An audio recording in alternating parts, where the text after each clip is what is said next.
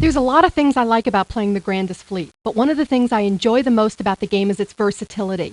Since your approach to each battle is determined by what the winning conditions are, there's no single right way to play this game. The first and best piece of advice I'll give you is to decide what you need to do to win. Devise a plan to achieve victory and stick to it. Since you spend most of your time in the game moving your ships, it's easy to fall into a trap of building the mother of all fleets while completely neglecting resource management. If you're playing a battle with a limited number of turns, you'll need to concentrate on building up your cities in order to earn the maximum amount of victory points. Your ships are important since they allow you to capture your opponent's cities, but the battle will be won by the person who does the best job of building up their cities. If your battle has a large number of turns, or if the winning goal is to control 2/3 of the city, or completely annihilate your opponent, then you'll want to have a flotilla that will blot out the horizon.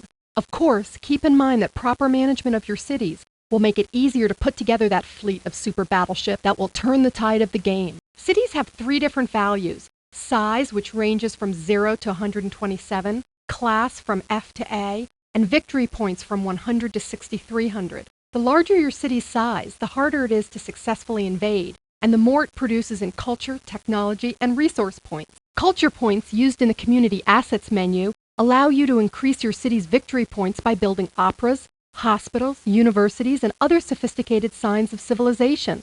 Those same culture points also eventually lead to the facilities you need to construct super ships, flight decks, missile bases, and other implements of destruction. Each of your cities will produce 5 culture points per turn. With each increase in size of 30, you receive 5 additional culture points.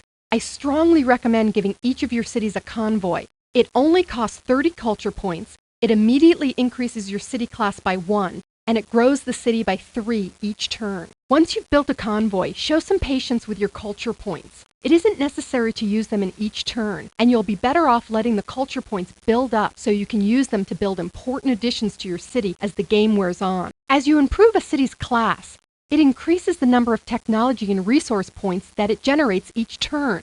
These technology and resource points are extremely versatile since you can use them to build 2 things: your cities and new ships. After you've left the Community Assets menu, you move to the Build menu screen. This is where you do the work of fortifying your own cities and acquiring neutral cities without the muss and fuss of combat. This list shows all the cities you own, along with any neutral cities that are part of one of your city's country. By clicking on one of your own cities, you can use your technology and resource points to increase its size, effective with your next turn. By clicking on a neutral city, you can find out what it would cost you to bribe it. If you have enough technology and resource points, you can bribe the city and control it beginning with your next turn. This is a great method of improving your overall position, particularly early in the game. The more cities you control, the more you'll be able to do in terms of resource management and improving the size and quality of your fleet. Hopefully, this should clarify the tools available to manage cities in the Grandest fleet.